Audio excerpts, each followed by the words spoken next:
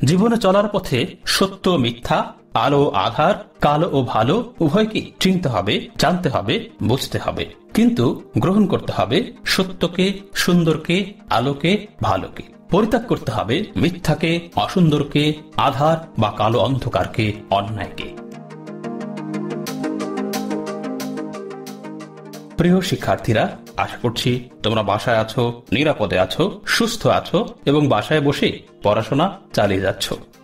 আজকে আমরা আলোচনা করব বিদ্রোহী কবি, সাম্যের কবি, মানবতার কবি, প্রেমের কবি, সুন্দরের কবি, কবি কাজী নজরুল ইসলাম রচিত উচ্চ মাধ্যমিক বাংলা সাহিত্য পাঠ তথা একাদশ দ্বাদশ শ্রেণীর পাঠ্যান্তর্ভুক্ত বহুল তাৎপর্যপূর্ণ প্রবন্ধ আমার পথ। সহজ, সঠিক এবং সুশিক্ষার প্রয়াসে সঙ্গে থাকুন, সঙ্গে রাখুন। সাবস্ক্রাইব করুন, লাইক করুন, কমেন্ট করুন এবং শেয়ার করুন।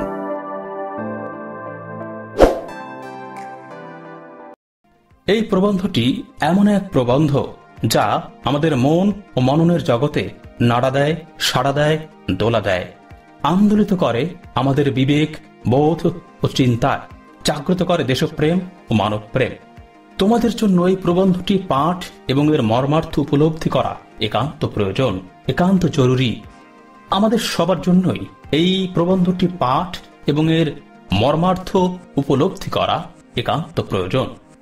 আমার পথ প্রবন্ধটি সংক্ষেপে সংকলিত হয়েছে কবি কাজী নজরুল ইসলাম রচিত সুবিখ্যাত প্রবন্ধ গ্রন্থ রুদ্রমঙ্গল থেকে।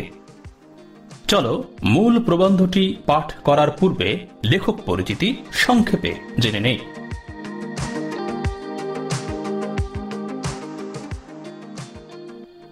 কবি কাজী নজরুল ইসলাম আমাদের জাতীয় কবি।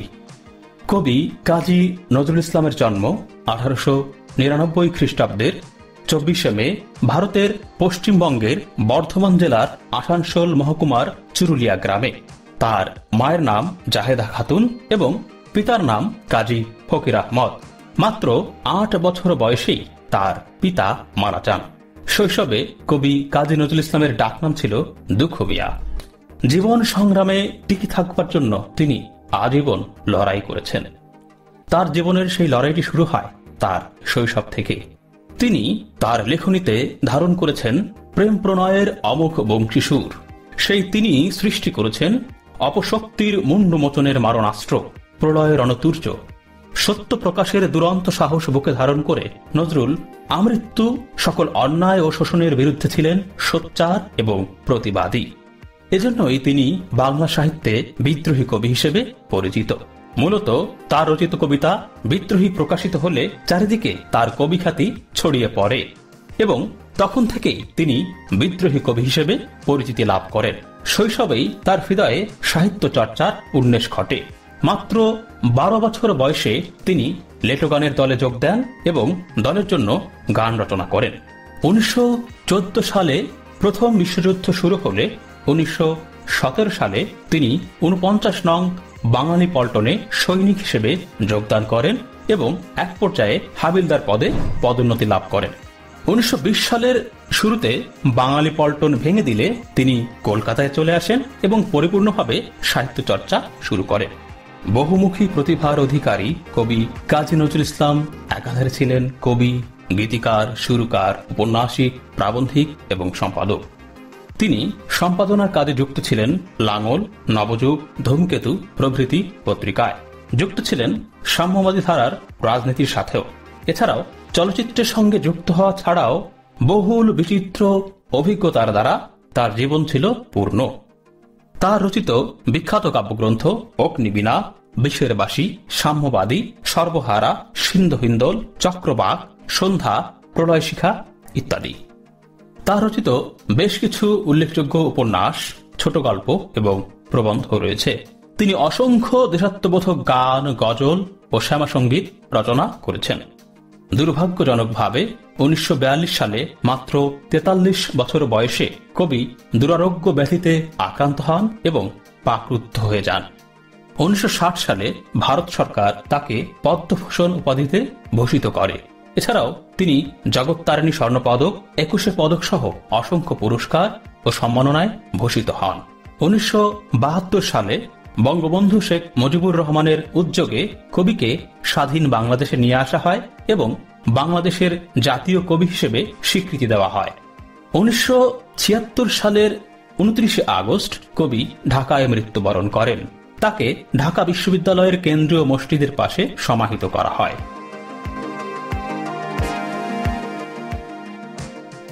এই গেল লেখক পরিচিতি। চলো মূল প্রবন্ধটি পড়া শুরু করি। আমার কর্ণধার আমি, আমার পথ দেখাবে আমার সত্য। আমার যাত্রা শুরুর আগে আমি সালাম জানাচ্ছি, নমস্কার করছি আমার সত্যকে। যে পথ আমার সত্যের বিরোধী, সে পথ আর কোনো পথই আমার বিপথ নয়। রাজভয়, লোকভয়, কোনো ভয়ই আমায় বিপথে নিয়ে যাবে না। আমি যদি সত্যি করে আমার সত্যকে চিনে থাকি, আমার অন্তরে মিথ্যার ভয় না থাকে, তাহলে বাইরের কোনো ভয়ই আমার কিছু করতে পারবে না। প্রাবন্ধিক তথা কবি কাজী নজরুল ইসলাম বলছেন, আমার কর্ণধার আমি। কবি নিজেই নিজের কর্ণধার। আমার পথ দেখাবে আমার সত্য। কবির পথ দেখাবে কবির সত্য তথা সত্য চেতনা, সত্যবোধ, সত্যনীতি। নিজে যদি সত্যকে হৃদয়ে লালন করা যায়, পালন করা যায়, তাহলে নিজের পরিচালক, নিজের কর্ণধার নিজেই হওয়া যায়। নিজে থেকেই সত্য, ন্যায় ও সঠিক পথে চলা যায়, কারণ এই পথের নিয়ামক বা সহায়ক স্বয়ং নিজ সত্য সত্তা। যে পথ আমার এই সত্যের বিরোধী, সে পথ আমায় বিপথে নিতে পারবে না। রাজভয়, লোকভয়, কোনো ভয়ই আমাকে বিপথে নিতে পারবে না। অর্থাৎ আমি যদি আমার পথে, আমার ন্যায়ের পথে অটল থাকি, কোন শক্তি আমার পথ থেকে আমাকে সরাতে পারবে না, বিচ্যুত করতে পারবে না। এক্ষেত্রে নিজেকে চিনতে হবে, নিজের সত্যকে চিনতে হবে। নিজের মনে বা অন্তরে কোনো মিথ্যার ভয় রাখলে চলবে না। অন্তরের ভয় দূর করতে পারলেই বাইরের সকল ভয় জয় করা যাবে। যার ভিতরে ভয়, সেই বাইরে ভয় পায়। অতএব যে মিথ্যাকে চেনে, সে মিছামিছি তাকে ভয় করে না। যার মনে মিথ্যা, সেই মিথ্যাকে ভয় করে। নিজেকে চিনলে মানুষের মনে আপনা আপনি এত বড় একটা জোর আসে যে সে আপন সত্য ছাড়া আর কাউকেই কুর্নিশ করে না। অর্থাৎ কেউ তাকে ভয় দেখিয়ে পদানত রাখতে পারে না। যার ভিতরে ভয়, তার বাইরেও ভয়। যে মিথ্যাকে চেনে, সে মিছামিছি মিথ্যাকে ভয় করে না। অর্থাৎ আমরা যদি জেনে নেই কোনটি মিথ্যা আর কোনটি সত্য, তাহলে মিথ্যাকে মোকাবেলা করে সত্যকে আলিঙ্গন করতে পারবো। এটি অনেকটা শত্রুকে বা শত্রুর সক্ষমতা বা শক্তি সম্পর্কে জানার মতো। আমি যদি শত্রুর সক্ষমতা বা শক্তির বিষয়ে জ্ঞান রাখি, তাহলে সহজেই তার বিরুদ্ধে লড়াই করতে পারবো এবং জয়লাভ করতে পারবো। এক্ষেত্রে মিথ্যাকে যদি চিনে রাখতে পারি, তাহলে এই মিথ্যাকে ভয় পাবার বিষয়টিও থাকবে না। তাই জীবনে চলার পথে সত্য মিথ্যা, আলো আধার, কালো ও ভালো উভয়কেই চিনতে হবে, জানতে হবে, বুঝতে হবে। কিন্তু গ্রহণ করতে হবে সত্যকে, সুন্দরকে, আলোকে, ভালোকে। পরিত্যাগ করতে হবে মিথ্যাকে, অসুন্দরকে, আধার বা কালো অন্ধকারকে, অন্যায়কে। তাহলে তো মহৎ হওয়া যাবে, বুকে সৎ সাহস আসবে। আর এভাবেই নিজেকে চিনলে নিজের মনে আপনা আপনি বড় এক জোর সৃষ্টি হবে, যার ফলে আপন সত্য সত্তা ছাড়া আর কারো কাছে মাথা নত করতে হবে না, তাকে কুর্নিশ করতে হবে না। কেউ ভয় দেখাতে পারবে না, সত্য ন্যায়ের লড়াইয়ে কেউ দমিয়ে রাখতে পারবে না। প্রকৃতত যার মনে মিথ্যা, সেই তো মিথ্যাকে ভয় পায়। যার মনে সত্য, সে সত্যকে বুকে ধারণ করে এগিয়ে চলে। সে কোনো অপশক্তিকে ভয় করে না। আর এজন্য নিজেকে চিনতে হবে, নিজের অন্তরে যে শক্তি আছে তাকে অনুভব করতে হবে। এই যে নিজেকে চেনা, আপনার সত্যকে আপনার গুরু, পথ প্রদর্শক, কান্ডারি বলে জানা, এটা দম্ভ নয়, অহংকার নয়। এটা আত্মাকে চেনার সহজ স্বীকারোক্তি। আর যদি এটাকে কেউ ভুল করে অহংকার বলে মনে করেন, তবু এটা মন্দের ভালো, অর্থাৎ মিথ্যা বিনয়ের চেয়ে অনেক বেশি ভালো। অনেক সময় খুব বেশি বিনয় দেখাতে গিয়ে নিজের সত্যকে অস্বীকার করে ফেলা হয়। এতে মানুষকে ক্রমেই ছোট করে ফেলে, মাথা নিচু করে আনে। ওরকম বিনয়ের চেয়ে অহংকারের পৌরুষ অনেক অনেক ভালো। নিজেকে চিনতে হবে, নিজের সত্যকে নিজের গুরু মানতে হবে, আত্মবিশ্বাস রাখতে হবে। তবেই তো নিজেই হতে পারবো নিজের কান্ডারি, নিজের পথ প্রদর্শক। প্রাবন্ধিক বলছেন, এটা দম্ভ নয়, অহংকার নয়, এটা আত্মকে চেনার সহজ স্বীকারোক্তি। যদি কেউ এটাকে অহংকার বলে ভুল বুঝে থাকে তাহলেও তা মন্দের ভালো, কারণ মিথ্যা বিনয়ের চেয়ে সত্য ভালো। সত্যজাত এই অহংকারই ভালো, কারণ মিথ্যা বিনয় হটকারিতা ছাড়া কিচ্ছু নয়।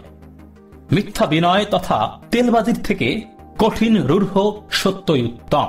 সে সত্য প্রকাশেই লেখক সদা আপোষহীন, কারণ মিথ্যা বিনয় মানুষকে তুচ্ছ করে রাখে, ছোট করে রাখে। সুতরাং অনেক বেশি বিনয় প্রকাশ করতে গিয়ে বা তৈলমর্দন করতে গিয়ে নিজের সত্তাকে অস্বীকার করা অনুচিত। ওরকম বিনয়ের চেয়ে অহংকারের পৌরুষ অনেক অনেক ভালো। ওরকম তৈলাক্ত বিনয়ের চেয়ে শক্ত সত্যই উত্তম। এতে হয়তো নিজের স্বার্থ কিছুটা হলেও হানি হবে, কিন্তু সেটাই উত্তম, সেটাই মন্দের ভালো। অতএব এই অভিশাপ রথের সারথীর স্পষ্ট কথা বলাটাকে কেউ যেন অহংকার বা স্পর্ধা বলে ভুল না করেন। স্পষ্ট কথা বলায় একটা অবিনয় নিশ্চয়ই থাকে, কিন্তু তাতে কষ্ট পাওয়াটা দুর্বলতা। নিজেকে চিনলে, নিজের সত্যকেই নিজের কর্ণধার মনে জানলে নিজের শক্তির ওপর অটুট বিশ্বাস আসে। প্রাবন্ধিক বলছেন, অতএব এই অভিশাপ রথের সারথীর স্পষ্ট কথা বলাটাকে কেউ যেন অহংকার বা স্পর্ধা বলে ভুল না করেন। প্রাবন্ধিক সত্য প্রকাশে অটল, মিথ্যা বিনয় তার দ্বারা সম্ভব নয়। তার মানে এই নয় যে তিনি বিনয়ী নন, তিনি সত্যের পক্ষে বিনয়ী এবং নম্র। তাই এটাকে অহংকার বা স্পর্ধা বলে ভুল করা ঠিক হবে না। স্পষ্ট কথা বলায় বিনয় থাকে না বটে, কিন্তু তাতে কষ্ট পাওয়াটা দুর্বলতা ছাড়া আর কিছুই নয়। সত্য যত রূঢ়ই হোক, যত শক্তই হোক, তাকে মেনে নিতে হবে। তাই নিজেকে চিনতে হবে, নিজের সত্যকে নিজের কর্ণধার বা পরিচালক বা নেতা ভাবতে হবে। এতে নিজের শক্তি বোধ উপলব্ধিতে অটুট আত্মবিশ্বাস আসবে, আস্থা আসবে। এই স্বাবলম্বন, এই নিজের ওপর অটুট বিশ্বাস করতেই শেখাচ্ছিলেন মহাত্মা গান্ধীজি। কিন্তু আমরা তার কথা বুঝলাম না। আমি আছি এই কথা না বলে সবাই বলতে লাগলাম গান্ধীজি আছেন। মহাত্মা গান্ধীজি ভারতীয় উপমহাদেশের অবিসংবাদিত নেতা ও মহান পুরুষ। তিনি আমাদের নিজের প্রতি নিজের স্বাবলম্বন, নিজের প্রতি নিজের বিশ্বাস স্থাপন এবং নিজের প্রতি নিজের আস্থা স্থাপন করার বিষয়ে বলেছিলেন। তিনি আমাদের নিজে থেকেই নিজেকে স্বাবলম্বী করার কথা বলেছিলেন, কিন্তু আমরা তার কথা বুঝলাম না, আমরা তাকে ভুল বুঝলাম। আমি আমার নিজ সত্তায় আছি, নিজ সত্যে আছি, নিজের আত্মবোধ ও চেতনায় আছি, তা না বুঝে সবাই বুঝলাম গান্ধীজি আছেন। এটি আমাদের চরম ব্যর্থতা।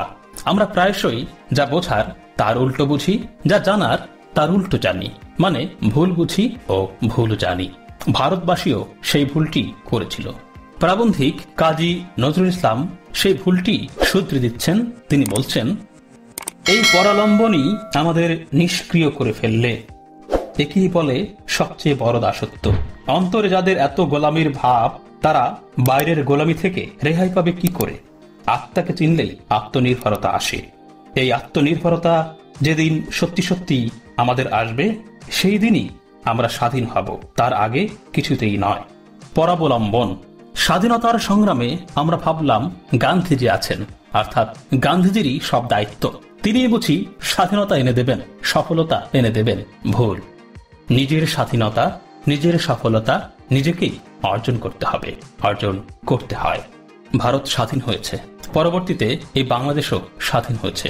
যদিও প্রাবন্ধিক তথা কবি কাজী নজরুল ইসলাম সেই স্বাধীনতা স্বাভাবিকভাবে দেখতে পারেননি, কারণ তিনি অসুস্থ ছিলেন, দুরারোগ্য ব্যাধিতে আক্রান্ত ছিলেন। আসলে ভারতের মানুষ এবং পরবর্তীতে এদেশের মানুষ, এই বাংলাদেশের মানুষ নিজেকে উপলব্ধি করতে পেরেছিল, নিজ সত্তা, নিজ সত্যকে উপলব্ধি করতে পেরেছিল, যার ফলশ্রুতিতেই আমরা আজ স্বাধীন জাতি, আমরা আজ আত্মনির্ভরতার পথে চলছি। যদিও এই পথে এখনো নানা প্রতিবন্ধকতা রয়ে গেছে। প্রকৃত অর্থে আদৌ আমরা স্বাধীনতার স্বাদ পাচ্ছি কিনা এ নিয়ে সংশয় রয়ে গেছে। যদি সত্যিকারের স্বাধীনতার স্বাদ পেতে হয়, প্রথমত আমাদের আত্মনির্ভরশীল হতে হবে, মনে, ধ্যানে, জ্ঞানে, চেতনায়, উদ্দীপনায় এবং কর্মে। নিজেকে চিনতে হবে, নিজেকে জানতে হবে, সত্য ও সততার দ্বারা চলতে হবে চিরমুক্তি আর স্বাধীনতার সত্য শপথে। নিজে নিষ্ক্রিয় থেকে অন্য একজন মহাপুরুষকে প্রাণপণে ভক্তি করলেই যদি দেশ উদ্ধার হয়ে যেত, তাহলে এই দেশ এতদিন পরাধীন থাকতো না। আত্মকে চেনা, নিজের সত্যকে বড় বলে মনে করার দম্ভ আর যাই হোক ভণ্ডামি নয়। এই দম্ভ শিরুচু করে, পুরুষ করে, মনে একটা ডোন্ট কেয়ার ভাব আনে।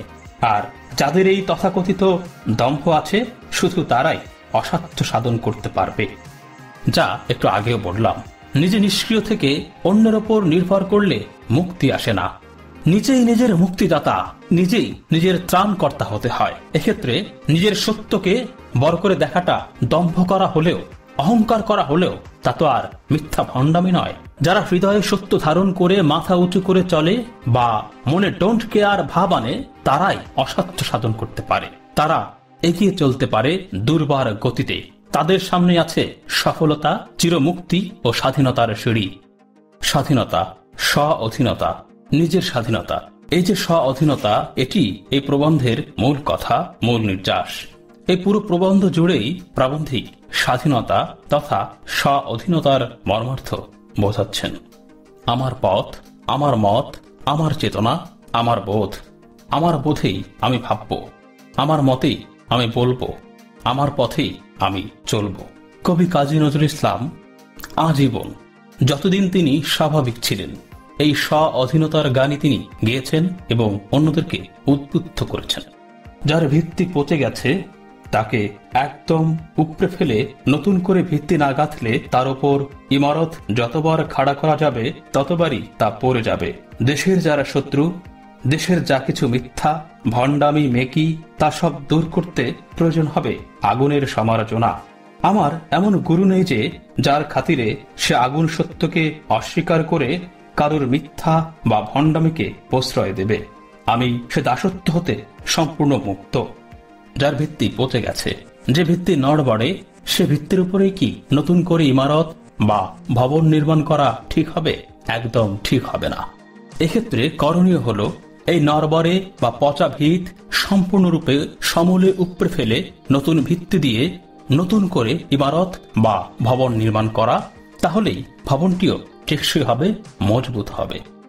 একইভাবে সমাজে যত আবর্জনা আছে, যত নোংরা আছে, অসত্য আছে, অসাম্য, দুরাচার, দুর্নীতি, দুঃশাসন আছে, অপতৎপরতা আছে, তাকে দূর করতে হবে, তাকে সমূলে নির্মূল করতে হবে, তাকে ঘষে মেজে পরিষ্কার করতে হবে বা সমার্জনা করতে হবে। আগুনের মতো উত্তপ্ত শক্তির দ্বারা সব অপশক্তিকে ভস্ম করে ফেলতে হবে। এক্ষেত্রে প্রাবন্ধিকের মতে তার এমন কোন গুরু নেই যে যার খাতিরে সে এই আগুন সত্যকে অস্বীকার করে কারোর মিথ্যা বা ভণ্ডামিকে প্রশ্রয় দেবে। প্রাবন্ধিক সেই ভণ্ডামিময় দাসত্ব হতে সম্পূর্ণরূপে মুক্ত। ঠিক একইভাবে আমাদেরকেও মুক্ত থাকতে হবে, যুক্ত থাকতে হবে স্ব অধীনতা তথা স্বাধীনতার চেতনায়। প্রাবন্ধিক বলছেন, আমি কোনোদিনই কারুর বাণীকে বেদবাক্য বলে মেনে নেব না। যদি তার সত্যতা প্রাণে তার সাড়া না দেয়, না বুঝে বোঝার ভণ্ডামি করে পাঁচজনের শ্রদ্ধা আর প্রশংসা পাবার লোভ আমি কোনোদিনই করব না। এটাই তো হওয়া উচিত। কোনো কিছুতেই অন্ধভক্ত বা আসক্ত হওয়া যাবে না। কোনো কিছুর প্রতি অন্ধভক্ত হওয়া বা আসক্তি যে কোনো মুহূর্তে ভুল পথে চালিত করতে পারে, তাড়িত করতে পারে। অথচ আমাদের সমাজে এই অন্ধভক্ত ভাবই দৃশ্যমান। আমরা অন্ধভক্ত হয়ে পড়ি। অন্ধভক্ত হওয়ার ফলে আমরা আমাদের নীতিকে বিসর্জন দিচ্ছি, আমাদের নৈতিকতাকে বিসর্জন দিচ্ছি। ক্ষুদ্র স্বার্থে আমরা বৃহৎ মহত্বকে পরিত্যাগ করছি, অবমাননা করছি মানুষকে, মানবতাকে। আমরা মানুষ, আমরা যদি সত্য চিনি, সত্য জানি ও মানি, আমরা কখনোই কারো প্রতি, কোনো কিছুর প্রতি অন্ধভক্ত হব না। সকল দল, মত, চেতনা, ব্যক্তি, গোষ্ঠী কিংবা আদর্শের ঊর্ধ্বে উঠে নিরপেক্ষভাবে নিজের বিচারবোধ কাজে লাগিয়ে সত্য, মিথ্যা, ন্যায়, অন্যায়, ভালো মন্দ জেনে বুঝে মেনে চলতে হবে। অন্যকেও চলতে উৎসাহিত করতে হবে। যদি কারো সত্যতা প্রাণে সাড়া না দেয়, না বুঝে বুঝেছি সহমত করা একেবারে অনুচিত। ভুলের মধ্য দিয়ে গিয়েই তবে সত্যকে পাওয়া যায়। কোনো ভুল করছি বুঝতে পারলে আমি প্রাণ খুলে তা স্বীকার করে নেব। কিন্তু না বুঝেও নয়, ভয়েও নয়। ভুল করছি বা করেছি বুঝেও শুধু জেদের খাতিরে বা গো বজায় রাখবার জন্যে ভুলটাকে ধরে রাখবো না। তাহলে আমার আগুন সেই দিনই নিভে যাবে। একমাত্র মিথ্যার জলই এই শিখাকে নিভাতে পারবে, তাছাড়া কেউ নিভাতে পারবে না। কি চমৎকার কথা! ভুলের মধ্য দিয়েই শিখতে হবে। মানুষ ভুল ত্রুটির ঊর্ধ্বে নয়। ভুল হবেই। ভুল আমার হয়, তোমারও হয়, হতেই পারে। কিন্তু আসল কথা হচ্ছে সেই ভুল থেকে শিক্ষা নিতে হবে। ভুলের ভেতর থেকেই সত্যকে উপলব্ধি করতে হবে, সত্যকে খুঁজে বের করতে হবে, সূত্র নিতে হবে। সবচেয়ে বড় বিষয় হচ্ছে ভুল স্বীকার করা, কিন্তু না বোঝে নয় কিংবা ভয়েও নয়, আত্মবোধ থেকেই স্বীকার করতে হবে। ভুল হয়েছে জেনেও বা বুঝেও জেদের খাতিরে বা গোধরে ভুলটাকে ধরে রাখা যাবে না। তাহলে হৃদয়ে যে সত্যের আগুন তা তখনই নিভে যাবে। প্রাবন্ধিক বা কবি কাজী নজরুল ইসলাম কখনোই মিথ্যার জলের দ্বারা তার সত্যের আগুনকে নিভে যেতে দেননি। আমরাও দেব না। আমরা সত্যকে সত্য আর মিথ্যাকে মিথ্যা বলেই জানব, সেই মতেই চলব। ভুল হলে ভুল স্বীকার করে সূত্রে নেব। মানুষ ধর্মই সবচেয়ে বড় ধর্ম। হিন্দু মুসলমানের মিলনের অন্তরায় বা ফাঁকি কোনখানে তা দেখিয়ে দিয়ে এর গলদ দূর করা আমার এ পথের অন্যতম উদ্দেশ্য। প্রাবন্ধিক এবার তার ধর্ম সম্পর্কে বলছেন, মানুষ ধর্মই সবচেয়ে বড় ধর্ম। হিন্দু মুসলমানের মিলনে বা সৌহার্দ্যের বাধা, ফাঁকি বা অন্তরায় কোনখানে তা দেখিয়ে এর গলদ দূর করাই প্রাবন্ধিকের পথের বা আমার পথ এই প্রবন্ধের অন্যতম উদ্দেশ্য। মানুষে মানুষে যেখানে প্রাণের মিল, আদত সত্যের মিল, সেখানে ধর্মের বৈষম্য কোনো হিংসার দুশ্মনের ভাব আনে না। যার নিজের ধর্মে বিশ্বাস আছে, যে নিজের ধর্মের সত্যকে চিনেছে, সে কখনো অন্য ধর্মকে ঘৃণা করতে পারে না। দেশের পক্ষে যা মঙ্গলকর বা সত্য, শুধু তাই লক্ষ্য করে এই আগুনের ঝান্ডা দুলিয়ে পথে বাহির হলাম। মানুষে মানুষে যদি প্রাণের মিল থাকে, যদি প্রকৃত সত্যের মিল থাকে, তাহলে সেখানে ধর্মের বৈষম্য বা কোনো হিংসার দুশ্মনের ভাব আসে না, আসতে পারে না। আমরা মানুষ, এক রক্ত, একই চোখ, একই নাক, কান, মুখ, মস্তিষ্ক, হৃদয় সবই এক। সুতরাং এটি সত্য যে আমাদের সৃষ্টি রহস্য, উদ্দেশ্য একই। আমাদের আত্মা একই পরমাত্মায় নিমজ্জিত। তাই ধর্ম দিয়ে মানুষকে আলাদা করা অনুচিত। সকল মানুষই এক সত্য সত্তা। যদি সত্যিই আমরা নিজেদের ধর্মকে বিশ্বাস করে থাকি, সেই ধর্মের সত্যকে চিনে থাকি, তাকে শ্রদ্ধা করে থাকি, তাহলে অন্য ধর্মকে বা অন্য ধর্ম ধারণ ও পালনকারীকে ঘৃণা করতে পারি না। তাদের কষ্ট হয়, অসম্মান হয়, এমন কিছু করতে পারি না। প্রাবন্ধিক এই সত্যকেই হৃদয়ে ধারণ ও পালন করেন। এটিই তো সত্য ধর্ম, এটিই তো মানুষ ধর্ম, মানুষের ধর্ম, মানবতার ধর্ম। প্রাবন্ধিক তথা আমাদের প্রিয় কবি, প্রাণের কবি, গানের কবি, প্রেমের কবি, দ্রোহের কবি, মানবতার কবি, সাম্যের কবি, কবি কাজী নজরুল ইসলাম সেই মহাসত্যকেই উপস্থাপন করছেন। সেই মহাসত্যের লক্ষ্যে, দেশের পক্ষে, মানুষের পক্ষে, চিরমুক্তির লক্ষ্যে সত্য ও ন্যায়ের তাপে উত্তপ্ত ঝান্ডা তথা পতাকা দুলিয়ে কবি পথে নেমেছেন। এই তো কবির পথ। আমরাও সেই পথের পথিক হব। কবির পথ, আমার পথ, তোমার পথ, আমাদের পথ, সেই সত্য সুপথ। চলো সেই পথেই চলি, চলো সেই পথেই চলি, চলো সেই পথেই সত্য ও ন্যায়ের কথা বলি। আমরা সত্য, সুন্দর ও ন্যায় প্রতিষ্ঠায় সদা সতর্ক থাকব, সজাগ থাকব। নিজেদের নীতিবোধ ও স্বাধীনতার তথা স্ব অধীনতার চেতনাকে ন্যায়চিত্তে লালন করব এবং পালন করব। আমরা সত্যকে ভালোবাসব, সুন্দরকে ভালোবাসব, ভালোবাসব কবিতাকে, ভালোবাসব দেশ, মা, মাটিকে এবং গড়ে তুলব সত্য, সুন্দর, শ্যামল ও নির্মল আগামী। প্রিয় শিক্ষার্থীরা, আজ এখানেই শেষ করছি। যদি কারো কোনো প্রশ্ন বা জিজ্ঞাসা থেকে থাকে অবশ্যই জানাবে।